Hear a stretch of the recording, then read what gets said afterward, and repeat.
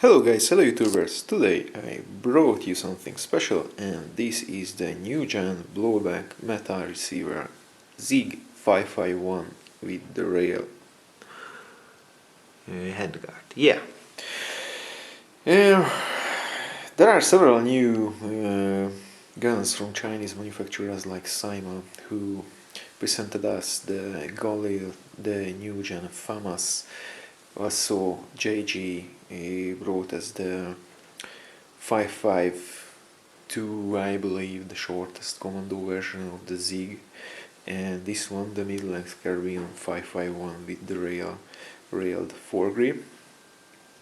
And there is something significant improvement in this. It has a meta receiver. Unfortunately, it's still a casted zinc alloy receiver, but it's much better than the polymer furniture or the polymer receiver used in the previous version. Also, it has blowback. It's a kind of mechanical blowback where the fake bolt assembly is attached to the piston itself. However, it works pretty fine, and it also gives a little bit of kick, a little bit of recoil, because the whole fake bolt assembly has a really good mass to simulate a bit of recoil. Okay, let's start from the back and let's go to the front. The folding stock has a rubber butt pad, which is pretty comfy, and also it's pretty good. It wobbles a little bit once folded, however, when it is locked to the quad rail, it's pretty sturdy. Also, when it is in the back position, it's also pretty sturdy. So, and here is the second polymer part of the gun. It is the pistol grip, which houses the motor. The receiver, as I told you, is zinc alloy. The sides, the top cover rail is also made of metal. The quad rail is made of metal, of course, and it's pretty nice quad rail. I'd say it's CNC machined, but don't take my word on it. It also has some steel inserts. The front sight is metal. The outer barrel is metal, and of course the muzzle device is metal too. It has ambi fire selector mechanism. Also, it has ambi mag catch.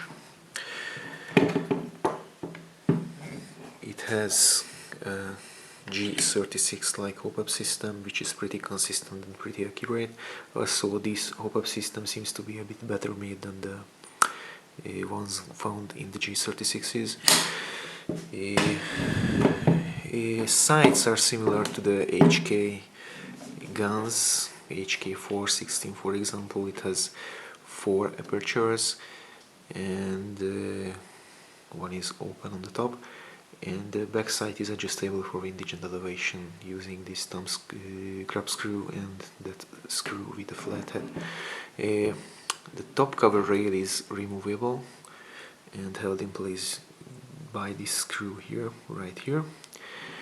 The front sight has dummy night sight, which is, I'm not sure how it works in the real one, but it has a foldable front sight post which clicks into place nicely.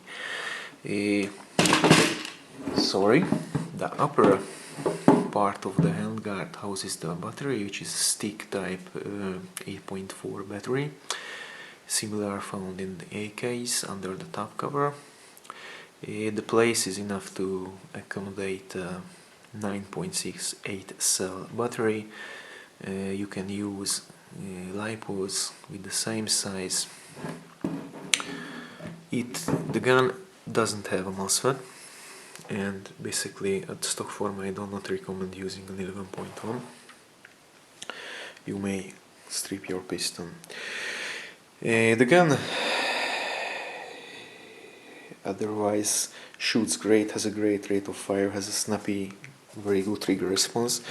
I have ensured that the gun is empty, just to show you the trigger response. However, I have already done that in a separate video. This is the pivot on semi, and this is the rate of fire on full auto. Yeah. What else should I say?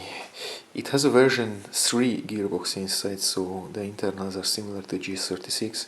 However, it has a different fire selector mechanism, and also it has a different motor and motor fitment.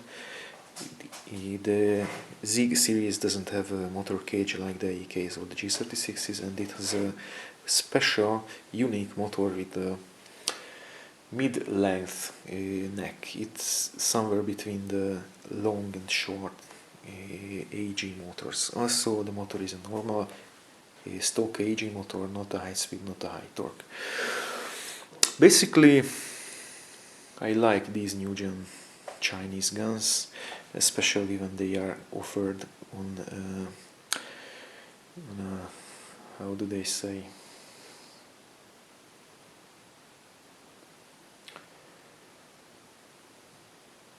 This was something like a Black Friday sale, and I have bought it for 140 euros shipped. Now the regular price is 170 euros. For 140 it's a great deal. It feels natural, it feels very good when shouldered.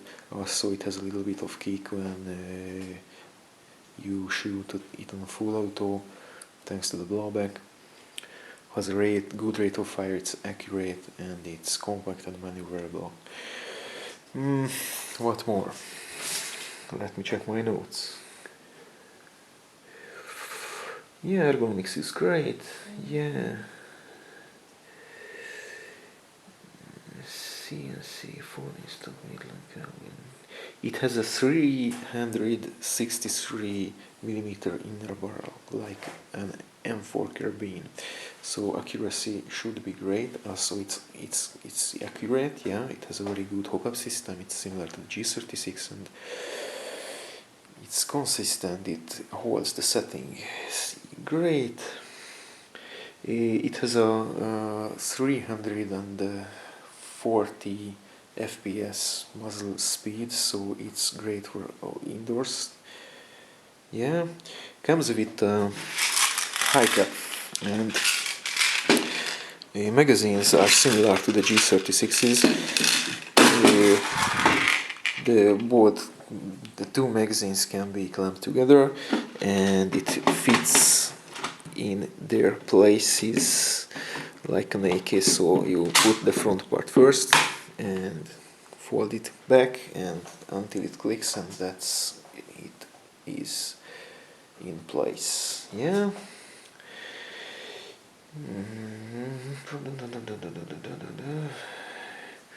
Basically, there are several drawbacks on this gun. So it has the mid-length motor, so it's a bit difficult to get that motor, but you may convert any long shaft motor to the SIG series.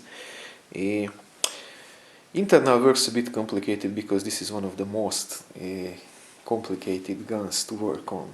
It's very time-consuming process to disassemble and reassemble this gun. Also, it has unique magazines to the SIG series, so and you cannot use any AR magazines or AK magazines. It needs their own magazines. Also, the SIG mid-caps are pretty difficult to find on a stock. The only ones I have found and seems to be at a good price are the Mag 100 round mid-caps. Okay, any questions? any comments, write your comments in the comment box below, somewhere there. Yeah, did I mention the muzzle device? The muzzle device is a positive clockwise 12 millimeter thread muzzle device. So attaching a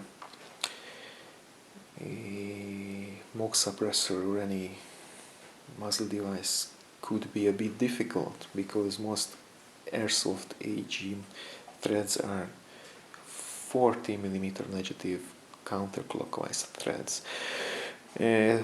Another thing to mention, although it has a quad rail on the front, some rail attachments are pretty let's say impossible to mount on the top and the bottom rails, because you cannot access these rails from the front. As you can see, here is the fitment for the whole quad rail right here in the front side, and you cannot pull anything from the front. The back, it is the same, and on the top it's still the same. So if you have some foregrips that cannot be widened enough or loosened enough to attach from the top or from the bottom, of course you are not going to attach any vertical grips to the top side, but you know what I mean, then you are in trouble and you are not going to mount those on the quad rail. Yeah, what else? I think that's it. Okay, thanks for watching. Rate, comment, subscribe, and yeah, okay, bye.